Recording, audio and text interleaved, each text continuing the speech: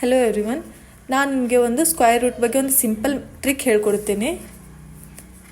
ನಿಮಗೆ ಗೊತ್ತಿರುವ ಹಾಗೆ 1 ಸ್ಕ್ವೇರ್ 1, 2 ಸ್ಕ್ವೇರ್ 4, 3 ಸ್ಕ್ವೇರ್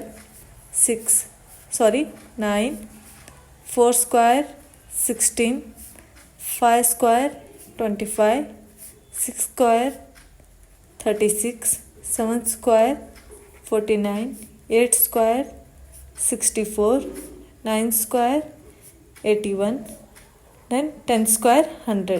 ಹೌದಾ? ನೋಡಿ, ಇಲ್ಲಿ ಪ್ರತಿಯೊಂದು ಸ್ಕ್ವೇರಲ್ಲಿ ಸೇಮ್ ಇರುವ ಒಂದು ಯೂನಿಟ್ ನಂಬರ್ ಅಂದರೆ ಯೂನಿಟ್ ಡಿಜಿಟ್ ಯಾವುದು, ಇಲ್ಲಿ 1ರಲ್ಲಿ 1 ಇದೆ. ಹಾಗೆ 1 ಅನ್ನೋ ಒಂದು ಸಂಖ್ಯೆ ಎಲ್ಲಿದೆ ಅಂದರೆ 9 ಅಂದರೆ 81ಅಲ್ಲಿ ಲಾಸ್ಟ್ ಯೂನಿಟ್ ಡಿಜಿಟ್. ಹೌದಾ? ಹಾಗೆ 4 ಎಲ್ಲಿದೆ, 2 ಅಲ್ಲಿದೆ.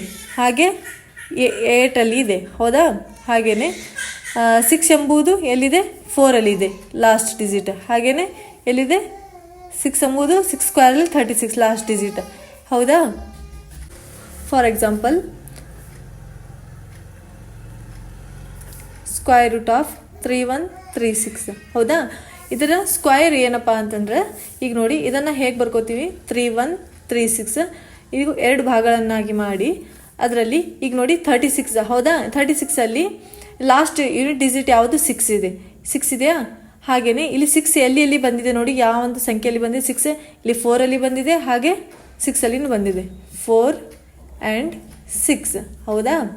4ಅಲ್ಲಿ ಬಂದಿದೆ ಹಾಗೂ 6ಅಲ್ಲಿ ಬಂದಿದೆ. ಇದು ಈಗ ನೆಕ್ಸ್ಟ್ ಸೆಕೆಂಡ್ ಮೆಥಡ್ ಯಾವುದಪ್ಪ ಅಂದರೆ 31. ಈ 31 ಅನ್ನೋ ಒಂದು ಸಂಖ್ಯೆಯು ಯಾವ ಒಂದು ಸ್ಕ್ವೇರ್ನ ಸಂಖ್ಯೆಯ ಸಮೀಪ ಇದೆ.